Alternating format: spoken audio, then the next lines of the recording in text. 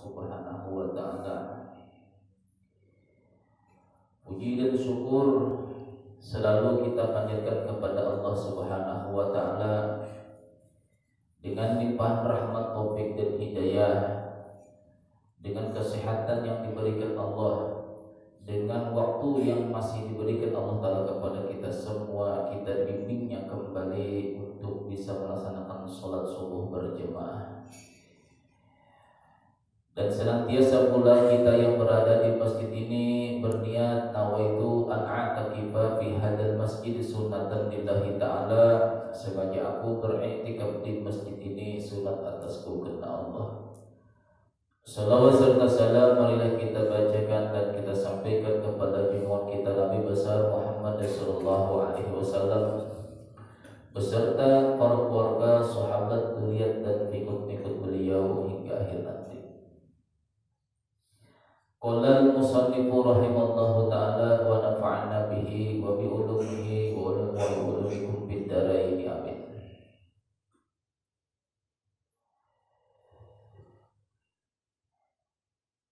Manfaat daripada khauf, nah itu kemarinlah, kelebihan daripada orang yang ada di dalam hatinya memiliki rasa takut.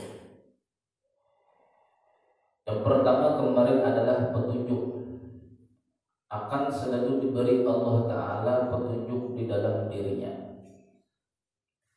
Cuma bukan sekadar petunjuk, kalau tanpa yang namanya taufik atau bantuan Allah Ta'ala, orang itu belum bisa dikatakan baik di sisi Allah. Jadi tidak sekedar hidayah yang kita perlukan, ternyata di dalam hidup kita itu perlu yang namanya taufik Allah Subhanahu wa Ta'ala. Kemarin hidayah itu tidak diberikan Allah kepada tiga golongan, tidak ditambahkan Allah Ta'ala. Artinya tidak ditambahkan di sini, orang itu tetap seperti itu, tidak mau berubah-ubah. Innallaha la yahdil qaumal fasiqin. Sesungguhnya Allah tidak menambahkan hidayahnya kepada orang-orang fasik. Sesungguhnya Allah Ta'ala tidak menambahkan hidayahnya kepada orang-orang zalim. Sesungguhnya Allah Subhanahu wa Ta'ala tidak menambahkan hidayahnya kepada orang yang ingkar dengan nikmat Allah. Ada tiga golongan yang diterangkan di dalam Al-Quran, bahwasanya orang itu lah ada hidayah. Buktinya orang zalim itu ada hidayah, cuma hidayah tersebut tidak banyak, yang sehingga di dalam kehidupannya tidak ada perubahan. Pencuri misalnya, itu orang zalim, melampaui batas di dalam penggunaan milik orang lain. Li'anna zulma mujawidul haddi wa tasarrufi mikil ghair. Pencuri misalnya itu orang zalim, tetapi apakah tertutup hidayah di dalam hatinya, itu belum tentu. Karena bisa saja si pencuri ini lah ada tergelitik di hatinya ingin bertobat, sekalipun dia tidak melaksanakan tobat. Terkadang bisa juga si pencuri itu ingin mengembalikan barang curian tadi kepada pemiliknya, itu pun termasuk hidayah, sekalipun setelah itu tidak dikembalikannya lagi. Itu pertanda bahwasanya hidayah itu selama orang itu masih ada iman di dalam dirinya, sekecil apapun iman di dalam diri seseorang, itu hidayah masih ada. Cuma tinggal apakah hidayah itu bertambah, apakah tetap seperti itu aja. Tidak ada perubahan. Nah, bahasa kita tidak ada perubahan. Bahkan ini ancaman Rasulullah SAW.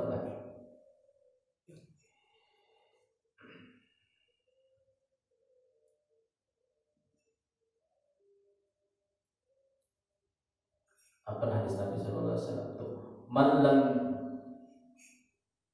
barang siapa yang sudah berumur 40 tahun, lam yablugh khairuhu syarrahu falyatajahaz maq'adahu ila nar. Barang siapa yang sudah mencapai umur 40 tahun, tetapi kebaikannya itu tidak menang atas kejahatannya, artinya orang itu tetap begitu, mulai masa mudanya sampai umur 40 tahun tidak ada perubahan, fal yatahajjaz maq'adahu ilan nar. Hendaklah dia bersiap-siap untuk menuju tempatnya di dalam neraka. Ini bukan positif 100%. Terkadang ada juga orang itu tobatnya hampir menuju daripada kematiannya, lalu diterima Allah Ta'ala, lalu masuk surga.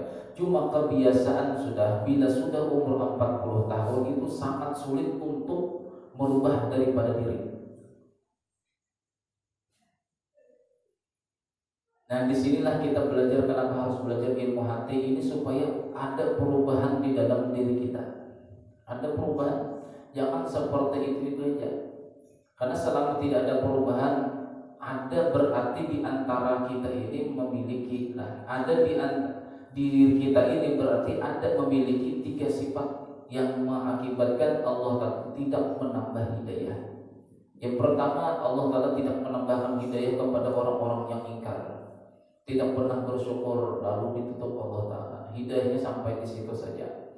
Ada orang-orang zalim, sampai di situ saja. Ada orang-orang fasik, sampai di situ saja. Tidak ada perubahan di dalam dirinya.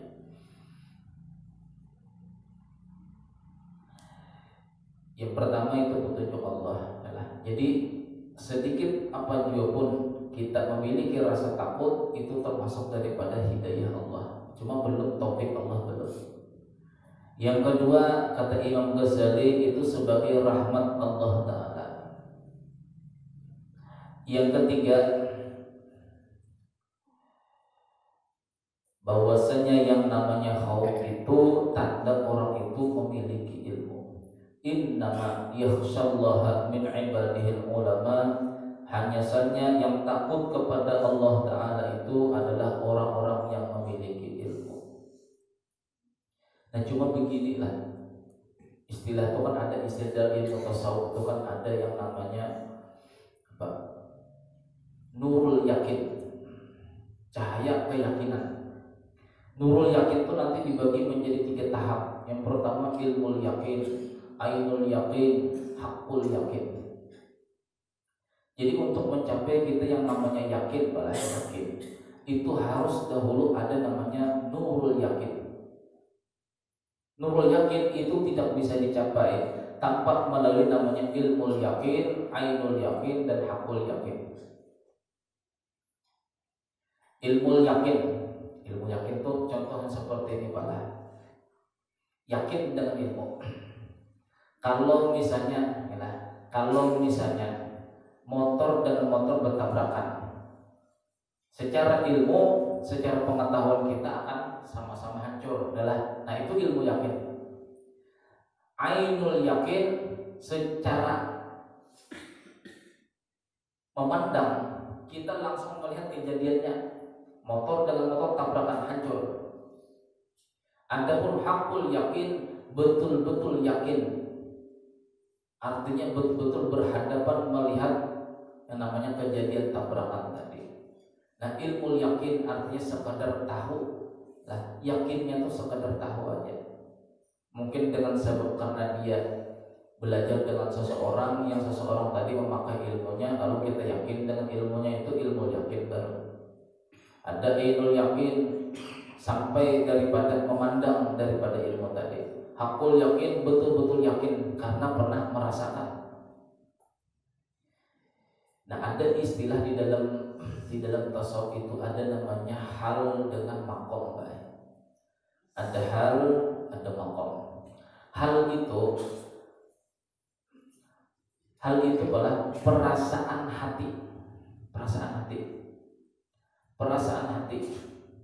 Misal perasaan ingin, perasaan benci terhadap dunia, lalu besok harinya cinta kepada dunia, itu hal. Perasaan ingin bertobat kepada Allah, menangis hari ini, besok harinya melakukan maksiat lagi. Benci terhadap dunia hari ini, besok harinya bisa mencintai dunia. Nah, itu namanya hal. Perubahan hati kepada yang namanya kebaikan. Itu perasaan kita. Terkadang kita menangis itu tidak semestinya sampai beberapa hari. Menangis, sedih, gembira, itu namanya hal, perubahan batin seseorang. Terkadang orang tuh menangis mengingat dosa-dosanya terdahulu. Saat ini, besok harinya dia bisa tertawa, tidak ingat lagi dengan dosanya. Itu namanya hal. Cuma ini sudah bagus nih lah. Orang yang ingin mencapai yang seperti ini, mencapai yang hal seperti ini, itu awal mulanya dia harus namanya ilmu yakin, ainul yakin dengan hakul yakin. Nanti setelahnya setelah keseringan lah, terkadang menangis, besok harinya tidak, terkadang lagi ketemu lagi menangis terhadap dosa, itu sudah bagus. Cuma ada lagi yang namanya istilah makom. Makom itu artinya bertetap. Orang misalnya benci dengan dunia, zuhud lah istilahnya, itu zuhud terhadapnya, berterusan sampai ke mati, itu namanya makom. Ada yang orang selalu merasa salah di hadapan Allah Ta'ala, berusaha untuk memperbaiki dirinya sampai ke mati, itu namanya makom taubat.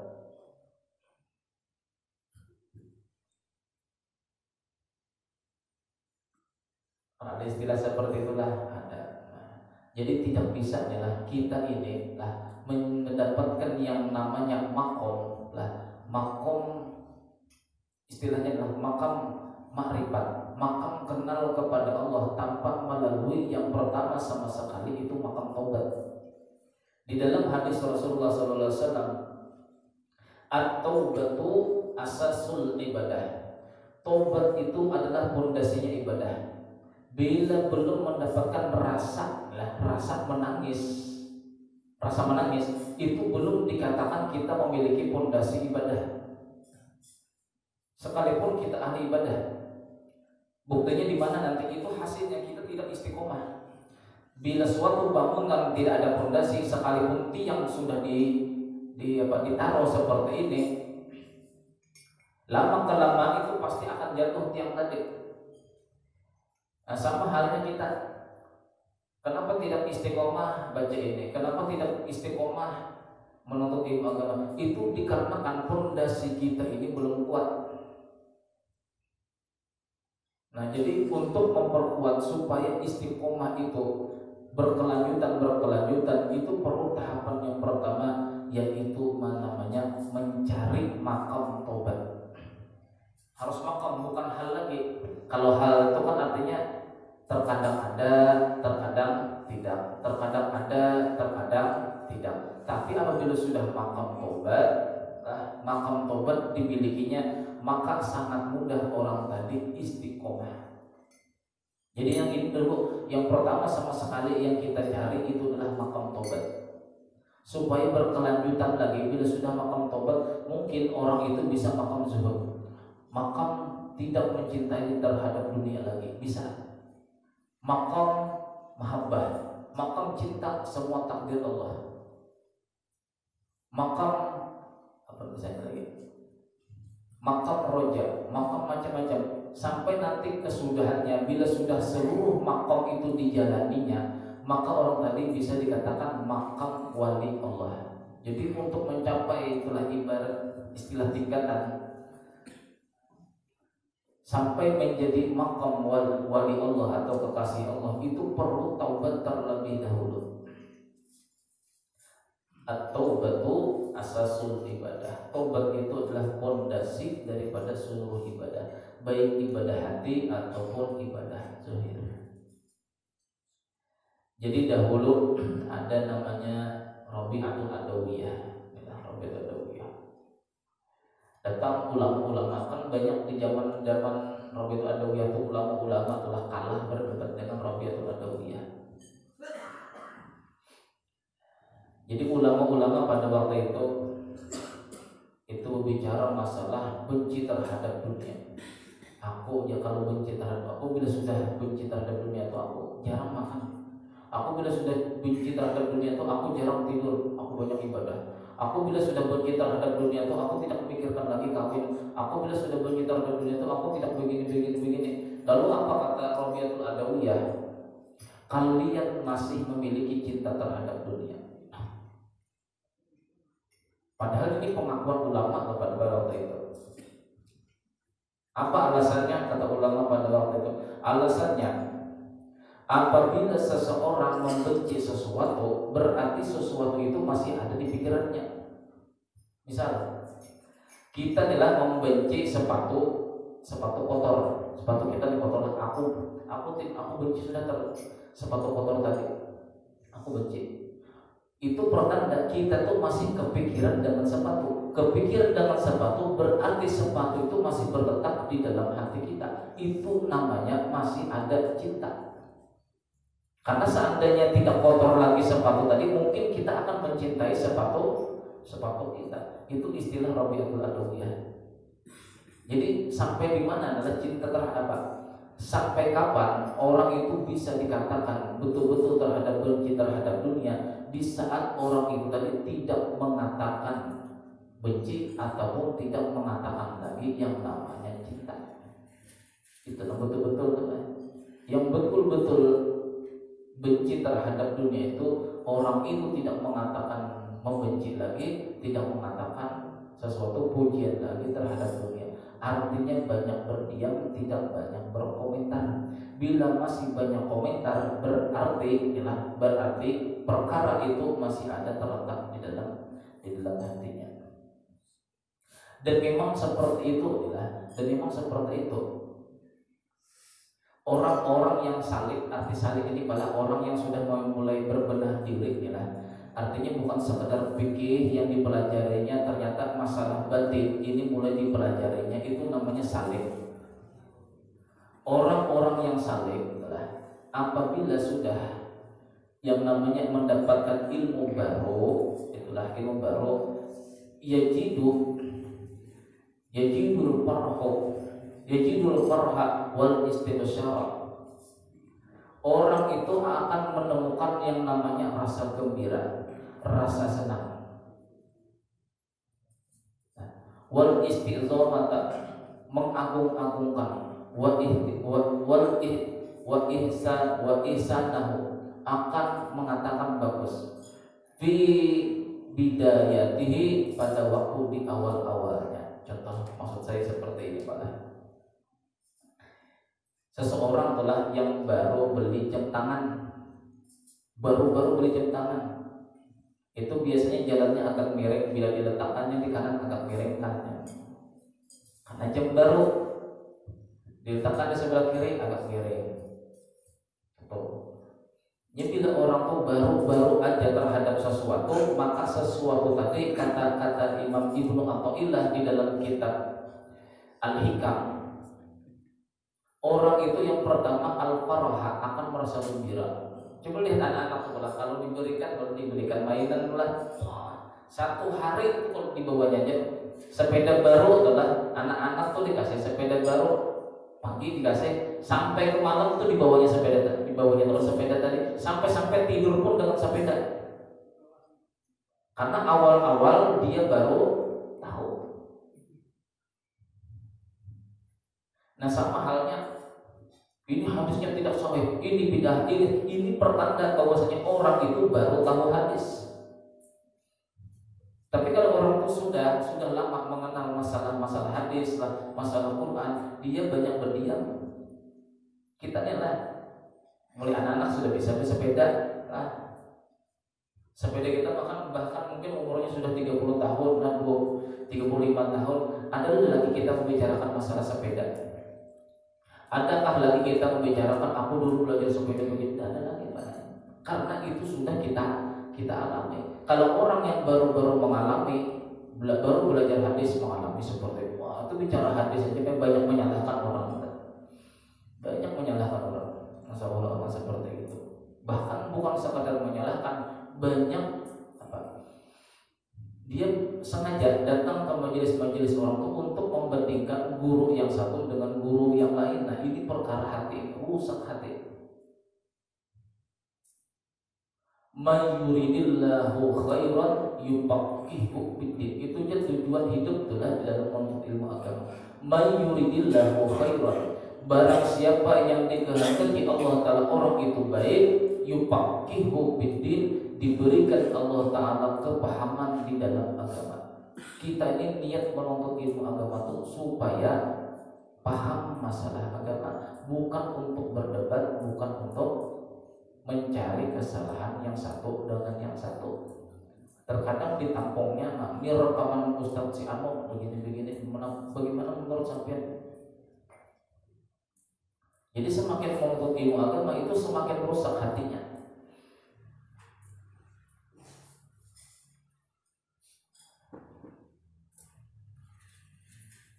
Yauma la yanfa'u malu wala banun illa man atallaha biqalbin salim. Hari di mana tidak ada lagi manfaat.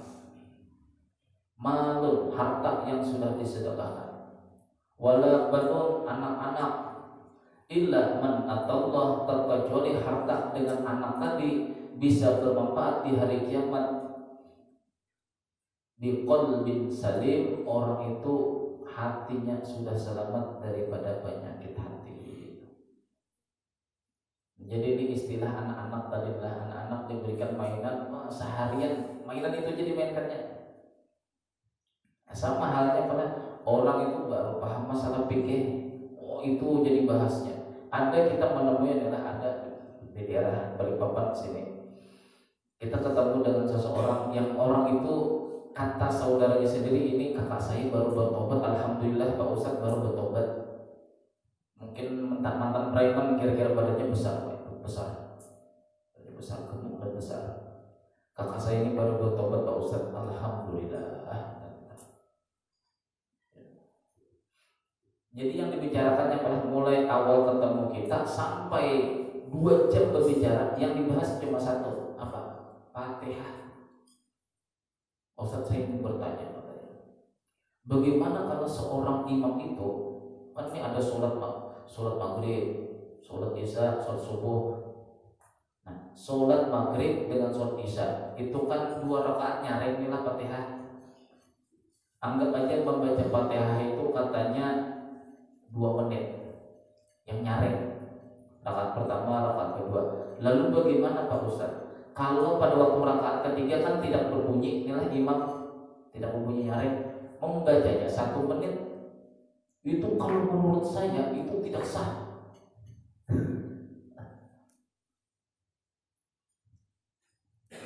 Membaca Fatihah itu apabila 2 menit dari rakaat pertama, 2 rakaat kedua 2 menit, rakaat ketiga katanya harus 2 menit pula. Bila tidak seperti itu tidak sah. Kenapa orang ini sampai berjam-jam membicarakan itu aja bersama kita? Itu dikarenakan baru kenal masalah Fatihah. Padahal hukumnya tidak seperti itu. Lalu karena saya ada kesibukan, malah saya jauh gitu. Lalu teman saya datang satu ini. Yang dibahasnya apa lagi? Fatihah itu lagi. Yang keasikan. Orang yang terlalu asik ialah orang yang terlalu asiknya seperti itu kan. Tapi kalau orang itu sudah pengalaman, dia tidak mau lagi membahas seperti itu. Kita ialah awal mula punya baju baru, misalnya lah tanda orang untuk awal senang dengan baju barunya, awal dibeli langsung dipakainya, dibawanya berjalan, bahkan sampai tidak dicucinya supaya keciuman bau kios. Orang ini kios di sana nih bau parfumnya. Cuma kalau sudah kelamaan adalah kita perhatikan lagi, tidak perhatikan lagi. Nah sama halnya orang-orang yang sudah pengalaman di dalam bidang khauf, tobat, macam-macam di dalam ilmu masalah akhlak hati, ini tidak banyak lagi komentar. Aku benci terhadap dunia begini. Itu pertanda orang baru kenal. Kalau orang sudah lama kenal, masalah itu bahkan itu sudah dilaluinya, itu tidak banyak membicarakan lagi.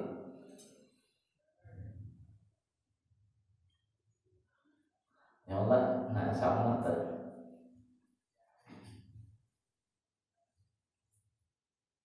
Jadi kita kembali tadilah. Jadi ada istilah hal itu artinya apa? Perubahan hati ingin menuju kebaikan. Dan itu kita rasakan cuma taratan ukhra. Terkadang ada, terkadang tidak. Menangis kita tengah malam nih, malam pertama nih kita bertobat kepada Allah, menangis, menyesali perbuatan kita. Besok harinya kok tidak bisa menangis lagi. Itu namanya hal. Cuma ini sudah bagus. Jadi kata guru kita dahulu, hal ini salah satu daripada pintu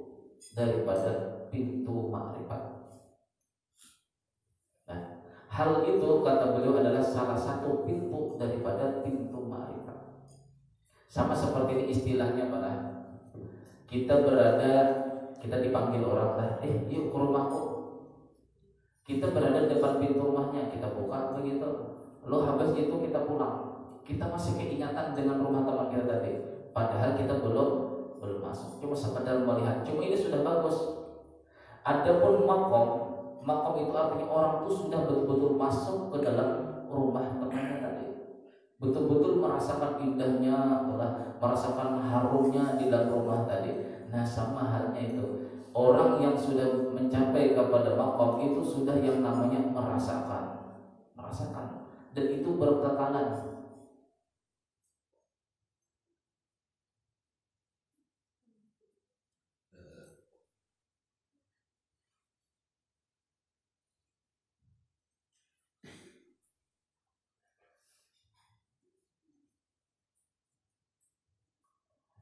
Nah, jadi kita kembali, khauf adalah rasa takut, itu adalah salah satu daripada tanda orang itu memiliki ilmu. Cuma bukan sekadar memiliki ilmu, kita perlu diteruskan lagi sampai kepada yang namanya hal. Kita jangan sampai berada di dalam ilmu saja, Pak. Kita perlu yang namanya hal. Kalau bisa cari lagi sampai kepada makom. Ilmu tobat itu caranya begini. Itu harus ada timbul nanti di suatu saat kita tuh betul-betul menangis. Harus bisa betul-betul menangis. Itu namanya sudah hal. Tingkatkan lagi sampai apa? Sampai berkekalan merasa sedih terhadap dosa. Sampai kepada mati kita. Itu namanya makom taubat. Bila sudah makom taubat itu kita perpegangi, maka makom yang lain itu akan mudah kita dapat. Contoh adalah makom mahabbah. Mahabbah itu salah satu daripada akhlak hati. Makom cinta. Apabila seseorang itu memiliki makom cinta, sampai kita ada nyamuk menggigit kita, itu tidak akan kita pukul. Sampai di situ loh. Bila sudah makom cinta itu dikasih yang tidak enak, dikasih enak, akan selalu menerima. Itulah istilah di dalam Al-Quran. Ya ayyuhalladzina amanu dukhulu fis-silmi kafah wa la tattabi'u khutuwatis syaitan. Wahai orang-orang yang beriman, masuklah di dalam Islam itu kafah, secara sempurna. Sempurnanya orang beriman di dalam Islamnya yaitu ditambah setelah beriman, yaitu menerima apa adanya. Menerima apa adanya. Kenapa? Karena kita ini diuji Allah Ta'ala. Ada diuji kebaikan, ada diuji yang tidak baik. Kalau sama-sama datang daripada Allah Ta'ala, kenapa kita mengeluh? Nah, istilahnya tadi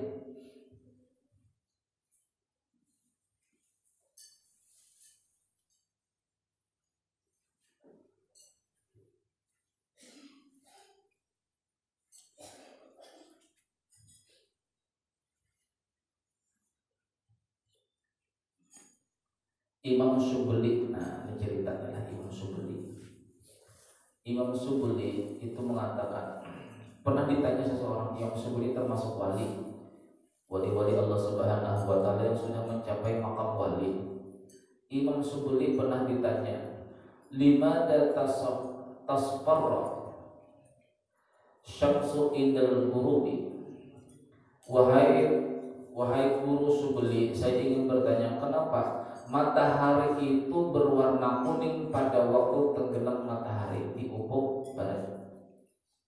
Setelah kita menjawab, kenapa berwarna kuning? Jadi beliau menjawab, li'annaha azzalat min maqamit tamami. Karena bahwasanya matahari itu tergelincir daripada tempat yang sempurna menuju tempat kekurangan, ya kan? Di waktu pagi, apalagi sampai matahari itu di atas kepala kita itu kan sempurna matahari. Seluruh bumi lah, selain daripada kutub yang lain itu akan menerima cahaya secara sempurna. Cuma pada waktu ghurubi syamsi, pada waktu tenggelam matahari, sebahagian cahaya tadi semakin berkurang. Cahayanya ada cuma semakin berkurang, sudah cahayanya tidak terang lagi kita. Nah, Pasparat li khawbil maqam. Kenapa? Di saat seseorang sempurna, nah matahari itu sempurna, kenapa tenggelamnya itu berwarna kuning? Itu pertanda bahwasanya matahari itu asal mulanya sempurna menuju kekurangan itu berwarna kuning. Nah, sama seperti ini kata beliau. Wa kadzalikal mu'min, demikian pula orang beriman. Apabila seseorang beriman itu sudah dekat dengan Tuhan, sudah keluar daripada dunia, artinya mati, asfara launuhu, maka kulitnya itu berwarna kuning. Orang-orang mati dalam keadaan beriman tuqrul jabin, kata Rasulullah, itu ada keringat di atas jabin, di atas alisnya, atau yang kedua tandanya kuning. Nah, demikian pula manusia, kata Imam Syukri, apabila dia sudah keluar daripada dunia, orang beriman itu, maka kulitnya itu berwarna kuning. Li'annahu yakhaful maqam, karena dia itu takut dengan maqam Tuhannya. Kita ini mohon maaf lah, kita ini misalnya memiliki maqam mahabbah, cinta terhadap takdir Allah, berhadapan dengan maqam kebesaran Allah, ini hilang maqam kita ini tadi. Sehingga dengan hilangnya maqam kita itu diubah Allah Ta'ala, kulit kita ini berwarna kuning. Itu pertanda zahir dengan batin kita itu tunduk dengan Allah, itu kuning. Makanya beda adalah orang yang ahli tahajud, orang yang ahli wudu itu mukanya beda-beda. Dan orang yang ahli zikir itu beda-beda. Orang yang ahli tahajud adalah ahli tahajud, itu mukanya sekalipun kulitnya itu berwarna hitam, itu kita lihat mukanya itu agak kemerah-merahan. Agak kemerah-merahan. Nah, orang yang sering berwudu, tidak lepas wudunya, itu sekalipun wajahnya itu berwarna hitam, kulitnya itu kulit hitam, dia memiliki cahaya keputih-putihan. Adapun orang ahli zikrullah, itu kelihatan kuning, sekalipun kulitnya hitam atau putih, itu kelihatan kuning. Sama tadilah. Fa'idha tolati syamsu tola'atil mudhi'atun, sehingga apabila, kata Imam Syukri, apabila terbit matahari, maka timbullah yang namanya cahaya. Wa kadzalikal mu'min, demikian pula orang beriman itu, idza uqisa min qabrihi, apabila orang beriman itu dibangkit daripada kuburnya, kharaja, dia keluar daripada kubur, wajhuhu yashruqu, wajahnya itu bercahaya seperti cahaya matahari. Nah, itu jawaban beliau tadi. Kenapa matahari itu tenggelam di ufuk barat berwarna kuning? Itu dikarenakan dia tergelincir daripada, terjatuh daripada yang sempurna menuju tempat kekurangan. Kenapa merasa kekurangan? Dia takut dengan Allah Subhanahu wa ta'ala. Orang beriman sama, apabila orang beriman itu mati, tanda dia itu memiliki maqam takut, maka kulitnya itu berwarna kuning, sekalipun orang hitam. Dan banyak alhamdulillah Allah Ta'ala perlihatkan seperti ini teman-teman kita inilah yang akrab-akrab dan kita ketahui, sekalipun kulitnya itu hitam, cuma saat dimandikan itu berubah menjadi kulitnya berwarna kuning.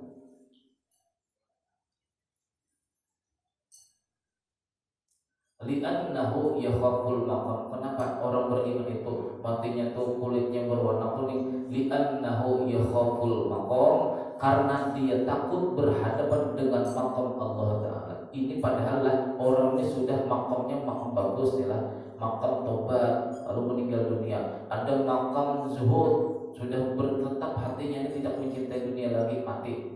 Berhadapan dengan maqam Allah, jatuh maqam hamba tadi ini jatuh. Sehingga diberikan Allah Ta'ala tanda dia itu memiliki kulit kuning. Mudah-mudahan kita mati dalam keadaan seperti demikian. Nah, itu rahasia ulama-ulama hikmah dahulu lah. Cuma kita ini tidak bisa lah memiliki ilmu hikmah yang seperti itu. Matahari ini kan perjalanan masa dunia. Nah, itu bisa diambil hikmah oleh ulama-ulama dahulu. Di dalam hadis Rasulullah SAW, Rasul hikmati makhafatullah. Modalnya orang itu memiliki ilmu hikmah. Artinya nih, perjalanan hidupnya ini menjadi hikmah sehingga dia bisa bagus. Ini perjalanan dia dahulu begini, itu menjadi hikmah supaya dia lebih bagus ke depannya. Perjalanan temannya begini-begini, diambilnya hikmah menjadi kebagusan bagi dirinya. Itu tidak akan kita berpikir demikian, kata Rasulullah, terkecuali makhafatullah, ada rasa takut di dalam diri.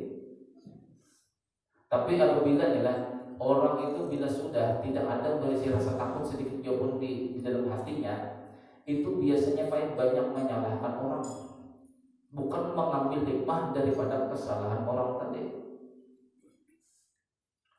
Cuma yang paling bahaya adalah tidak bisa mengambil hikmah daripada kesalahan diri. Nah, itu yang lebih bahaya lagi. Kalau mengambil hikmah daripada kesalahan orang lain terhadap dirinya, itu wajar karena bukan kita yang mengalami, kan gitulah. Kenapa dia terjatuh di sumur? Kita ambil hikmah. Oh, mungkin kepeleset, mungkin sendalnya tidak bagus, mungkin sepatunya tidak bagus lalu kepeleset. Bisa kita ambil hikmah. Cuma di saat kita tergelincir di sumur, ada tidak berpikiran kita, mungkin karena ini, mungkin kita langsung berpikir ini karena begini-begini. Nah, itu. Jadi orang itu tidak bisa berpikiran hikmah. Ini bukan sekadar ilmu, bukan sekadar ilmu untuk mencapai hikmah itu, tetapi dunia pun menjadi hikmah. Jadi dunia ini kan bisa sebenarnya bisa menjadi pahala, bisa menjadi pahala apabila dunia ini kita jadikan sebagai hikmah. Jadi mulai kita bangun tidur, kita kerjakan ini hikmahnya apa?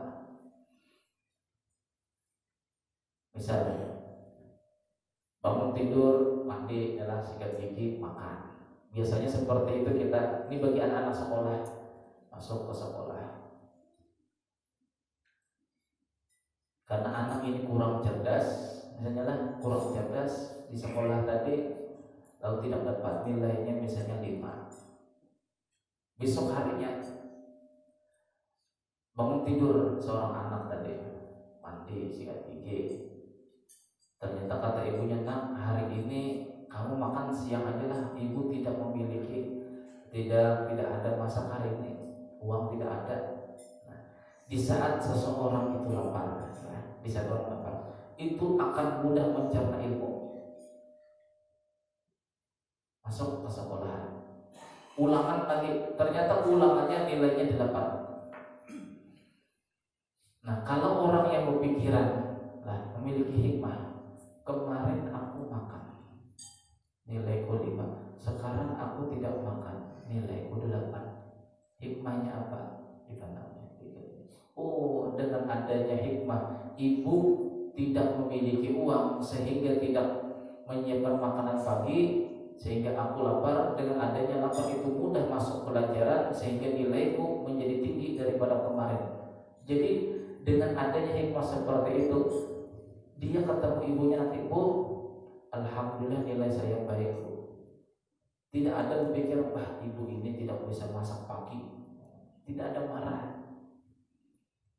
Jadi Rasul hikmati makhafatullah, kepalanya atau modelnya hikmah itu adalah makhafatullah. Orang itu takut kepada Allah.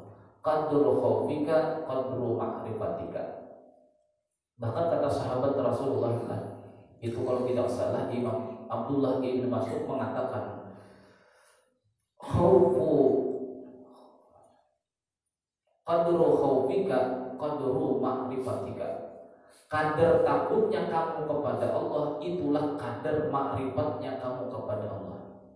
Banyaknya kamu itu takut kepada Allah, itulah banyaknya makrifat atau kenalnya kamu kepada Allah. Nah, inilah bab yang kita pelajari pada subuh hari ini. Bahwasanya Imam Ghazali menyatakan pasal yang kedua pada menyatakan khauf, bahwasanya khauf itu perlu ditanamkan di dalam diri kita. Cuma jangan sampai khauf saja. Nah, jangan sampai khauf saja. Karena diceritakan di dalam hadis riwayat daripada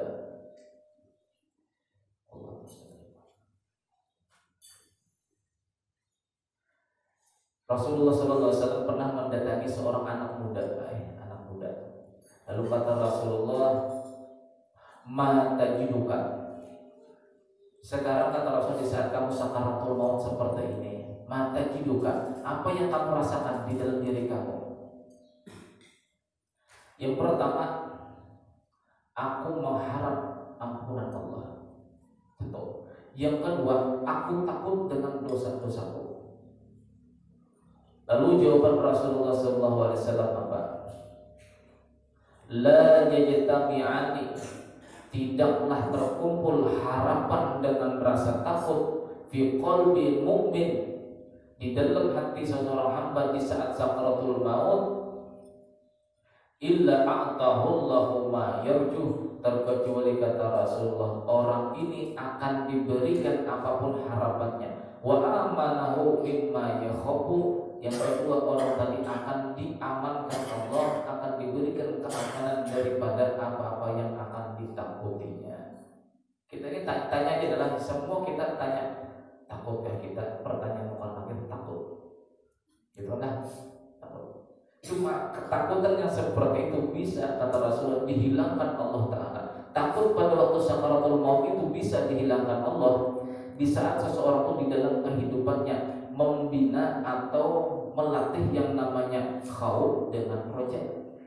Khauf itu takut kepada Allah, roja itu mengharap kepada Allah Subhanahu wa Ta'ala. Yang bahaya itu cuma mengharap, khaufnya tidak ada. Ya, istilah kemarin, seseorang yang ingin menyeberangi jembatan, apabila sekadar takut saja maka akan jatuh ke sungai. Jembatan ini sungai kecil, di jembatan, bila takut saja akan jatuh, bila mengharap saja akan jatuh. Jadi kedua-duanya harus ada. Kehidupan kita sama, ingin selamat dunia, menuju keselamatan akhir, ini khauf harus ada, roja harus ada. Bahkan ulama-ulama kita, takut itu, kata ulama-ulama kita, itu ditanamkan di bawah umur 40 tahun. Bila sudah matang pikiran kita, di dalam membina akal kita, itu baru ditanamkan sifat roja. Orang yang ingin menyeberangi jembatan, takut aja, takut benar jembatan.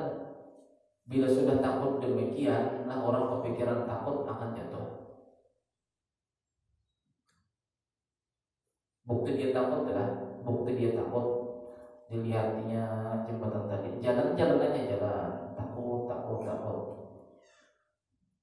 jatuhlah, bisa jatuh, karena tidak ada yang diperpegangi. Nah, sama orang yang mengharap selamat menyeberangi jembatan, insya Allah selamat aja, tapi rasa takut tidak ada, maka orang tadi dengan tidak adanya rasa takut, dia tidak perhatian, merasa selamat, itu akan mengakibatkan orang itu tidak perhatian di dalam jalannya. Nah, seseorang di dalam kehidupannya tidak perhatian dengan jalan hidupnya karena dia mengharap selamat di akhirat, tetapi yang takut kepada Allah tidak ada. Insya Allah selamat aja sholat 5 waktu di masjidnya. Belum tentu, kalau hati masih ada rusak, belum tentu. Orang yang takut pakai takut aja. Kalau orang takut malah itu tidak akan namanya mencari pegangan. Aku takut ya. Bila takut saja tidak ada harapan, maka orang tadi berjalannya tuh gemetar akan jatuh. Orang yang mengharap selamat, artinya saya yakin selamat, akan jatuh. Kenapa akan jatuh? Karena dia tidak memiliki rasa takut. Sebenarnya rasa takut itu, sebagai perhatian di dalam melihat jalan tadi. Adapun roja, artinya mengharap selamat, itu dibarengi dengan sesuatu pegangan. Misalnya jembatan tadi itu tidak ada pegangan di sebelah kanan, tidak ada pegangan di sebelah kiri, rata begini aja, sekadar jembatan.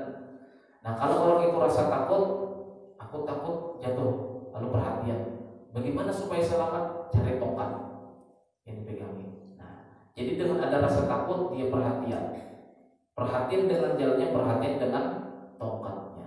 Karena dengan harapan adanya tongkat ini, dia bisa menyeberangi jembatan dengan selamat. Nah, itu kehidupan kita sama. Jadi khauf tidak ada, mengharap tidak ada. Na'udzubillah min dzalik.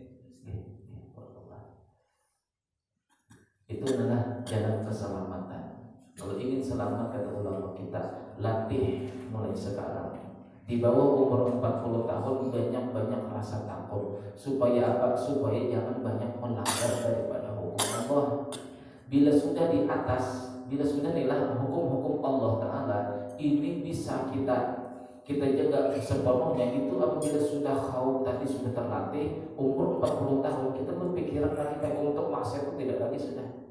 Nah, bila sudah tidak maksiat lagi, artinya perhatian dengan jalan, tinggal cari lagi apa jalan supaya selamat, yaitu mengharap.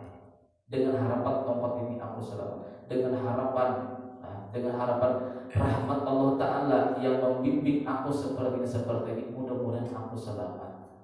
Jadi khauf dengan roja atau mengharap itu tidak terkumpul di dalam hati seseorang yang beriman, kata Rasulullah. Di saat sakaratul mautnya, terkecuali orang itu akan diberikan Allah Ta'ala ma yarju, apa yang diharapkan. Hendak surga ini akan dapat, hendak keselamatan di dalam kubur akan didapatkan. Tidak takut pada waktu sakaratul maut, tidak akan punya sakaratul maut rasa takut. Masuk ke dalam kubur, pertanyaan mungkar nakir tidak akan ditakutinya. Enaklah, enak. Nah, sehingga makom yang tobat yang seperti ini, makom pertama, kayak belum lagi makom-makom lain sampai ke tujuh makom ma'rifat. Makanya inilah, mohon maaf sedikit, orang yang belajar ilmu ma'rifat itu selalu dibimbing oleh gurunya dengan amaliyah. Contoh amaliyah pertama yang diberikan itu ada bacaannya Rohayun Nur Kalam. Rohayun Nur Kalam itu adalah komponen-komponen tubuh kita. Tubuh kita ini terbagi menjadi 4. Roh, hayun, nur, kalam. Seseorang yang ingin mengetahui jam dinding, ini jam dinding ini tidak jalan lah. Kalau ingin mengetahui kerusakannya di mana, di baterainya kah, di jarumnya kah patah, atau di mesinnya kah ada yang rusak, itu perlu dibongkar habis. Kalau ingin betul-betul diperbaiki secara total, secara sepenuhnya. Nah, sama di saat orang itu ingin merasakan yang namanya hal atau perasaan tobat, itu harus beramalan dahulu membongkar yang di tubuh kita. Tubuh kita ini ada 4. Jasad 1, hati 1, roh 1, rahasia 1, 4. Makanya kenapa sholat jenazah itu 4 takbir. Tujuannya apa? Kita yang pertama, takbir pertama kan apa? Baca Fatihah. Baca Fatihah tujuannya adalah, ya Allah, Fatihah itu kata Rasulullah adalah sebagai rahasia. Dengan tujuan kita baca Fatihah, ya Allah, ampunilah rahasianya. Komponen yang paling dalam mesinnya, anggaplah mesin jam. Siapa tahu ada karat-karatnya. Takbir yang kedua, kenapa baca sholawat? Sholawat itu adalah ampuni jasadnya, ampuni rohnya, ampuni rahasianya, ampuni rohnya, ampuni hatinya, ampuni jasadnya. Apabila sudah kita mintakan ampun 4 komponen-komponen ini dijadikan menjadi 1. Kalau kita memintakan ampun, Allahu bihaqi Muhammad wa ali Muhammad allatu antibahadal mayit. Ya Allah, dengan kebenaran Muhammad dan keluarga Muhammad, janganlah engkau azab mayat ini. Kita mintakan ampun dosa zahirnya, dosa hatinya adalah tidak ada kepikiran. Dosa rohnya adalah tidak ada kepikiran. Jadi ini perjalanan seseorang yang ingin menuju makam-makam kepada Allah Subhanahu wa taala. Itu pertama sama sekali bagi orang-orang saleh yang ingin merubah dirinya mulai sekarang, itu perlu namanya seorang guru mursyid yang membimbing masalah batin ini. Bimbingnya apa? Bimbingannya supaya betul-betul merasakan taubat. Bagaimana caranya? Yaitu dengan cara kita beramaliyah membaca yang seperti tadi 7 kali sebelum tidur, 7 kali sesudah bangun tidur. Nanti malah kesudahannya apabila sudah mesin itu kita bongkar, kita tahu kan kesalahannya karena ternyata ada yang patah di sini, bengkok mesinnya di sini, baterainya juga karatan. Memperbaikilah kita dengan diri kita. Nah, memperbaiki diri kita itu namanya tobat. Lalu kita bisa menangis. Itu maksud pertama dulu, hal pertama. Bila sudah seperti itu, lalu amaliyah yang kedua di dalam ilmu makrifat itu dikasih amalan supaya si murid ini tadi merasakan sesuatu yang di alam ini adalah semata-mata kasih sayang Allah. Ini kan karena kita bertobat ya. Bertobat itu belum menghapus dosa, belum tentu. Terkadang Allah Ta'ala menghapus dosa kita pun dengan adanya musibah. Nah, jadi setelah kita mendapatkan, kita mendapatkan makam taubat, tadilah cerita 6 awal dah. Kita mendapatkan makam taubat, sudah merasakan adalah diri kita ini kotor di hadapan Allah. Bertobatlah. Allah Ta'ala terkadang menghapus dosa kita itu dengan air mata kita. Mungkin air mata kita sedikit, lalu dosanya masih ada. Allah Ta'ala hapus dengan yang namanya ujian di dalam rumah tangga, ujian macam-macam. Cuma untuk menghadapi ujian yang nomor 2 ini, setelah kita yang pertama kali membongkar habis tubuh kita, komponen yang di tubuh kita bongkar habis, lalu kita bertobat, kita harus siap-siap menghadapi penebusan dosa, yaitu namanya ujian. Untuk mempersiapkan ujian tadi, kita perlu lagi amaliyah 7 hari. Ini saya buka di sini amaliyah seperti inilah, karena ini daripada guru-guru kita dahulu. Amaliyah membaca Bismillahirrahmanirrahim itu 6.666 kali, selesaikan selama 7 hari. Itu sekitar 900 berapa itulah. Cuma di waktu terakhir membacanya misalnya 900, anggap aja 1.000 sehari lah. Di waktu terakhir 1.000 yang ke 1.000 kalinya kita itu bertafakur, mentafakurkan Bismillahirrahmanirrahim itu dengan nama Allah yang Maha Pengasih lagi Maha Penyayang. Kita tafakurkan dalam diri kita, segala sesuatu yang terjadi itu semata-mata kasih sayang dan kasih sayang sifat penyayang dan kasih sayang Allah Subhanahu wa taala. Lalu pada tafakur ini tadi menimbulkan yang namanya hal itu apa? Di saat kita dipuji orang, kita tidak merasa. Di saat dihina orang, kita tidak apa-apa. Kenapa? Karena kita merasa perbuatan orang ini kasih sayang Allah Ta'ala, perbuatan orang ini kasih sayang Allah Ta'ala. Menguji apakah aku ini masih ada penyakit hati, apakah tidak. Nanti akhir-akhirnya setelah amalnya ini selesai, itu biasanya Allah Ta'ala berikan namanya hal itu contohnya di saat sampai mau menyembelih ayam, sampai melihat nanti ayam itu rupak sampean. Di saat pisau itu sudah menyentuh lehernya ayam, itu terasa sampai perih di sini. Tahu tidak, jadi menyembelih ayam. Itu namanya hal. Itu bukti kita berkasih sayang dengan makhluk Allah. Makam kedua. Jadi makam tobat ini yang fondasi pertama untuk mencapai makam-makam yang lain, makam zuhud. Nanti ada juga amaliyahnya, kullu syai'in halikun ila wajha. Segala sesuatu binasa kecuali ada Allah Ta'ala. Dan cuma ini sekilas amaliyah daripada amaliyah kebatinan yang dahulu guru-guru kita itu mengajarkan dan memimpin kita seperti itu. Nanti akhir-akhirnya apabila sudah kita bertobat, sudah cinta terhadap takdir Allah di dalam perasaan kita, apa pun yang terjadi kita tidak cinta lagi terhadap dunia. Ujung-ujungnya apabila sudah seperti demikian, kita baru yang namanya menduduki makom yang namanya makom makrifat. Nah, baru di sana sadar.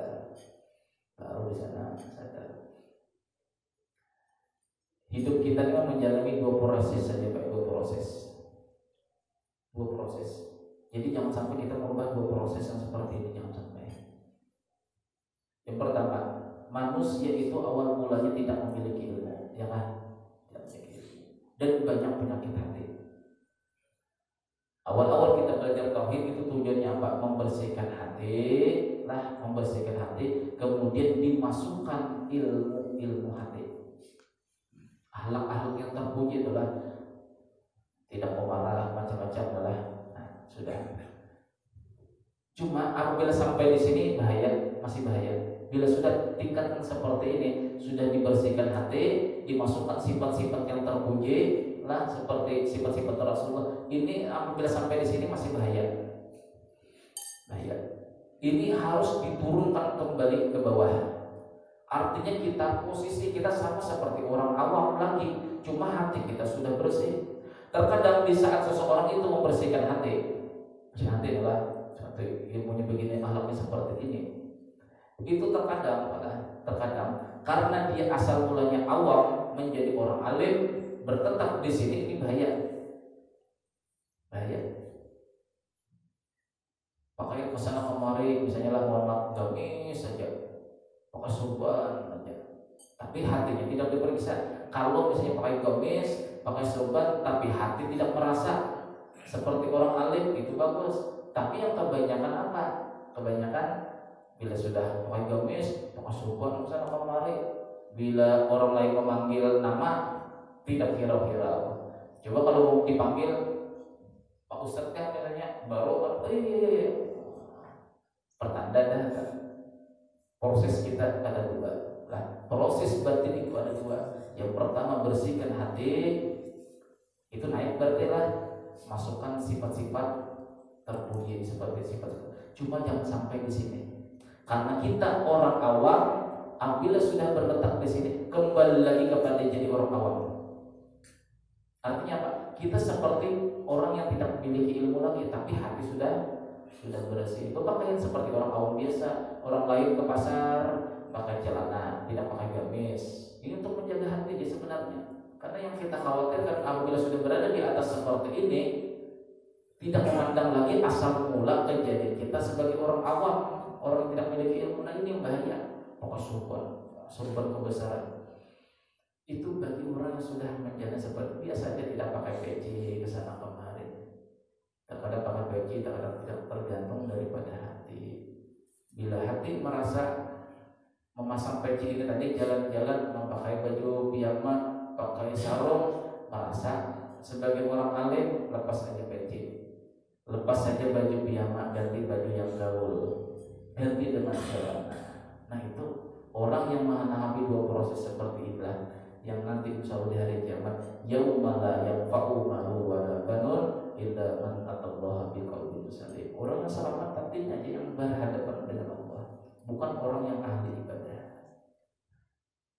Nah, mudah-mudahan ada manfaatnya. Mudah-mudahan Allah Subhanahu wa taala mengampuni dosa kita, dosa kaum muslimin, dan dosa daripada hati kita.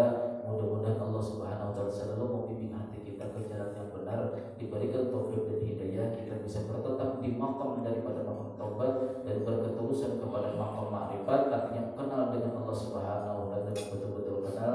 Mudah-mudahan Allah Subhanahu wa taala mewafatkan kita husnul khotimah, amin ya rabbal alamin. Ala hadhihi niyyah wa ala niyyati shalihah ila taqabbal min nabiyina Muhammadin sallallahu alaihi wasallam. Al-Fatihah.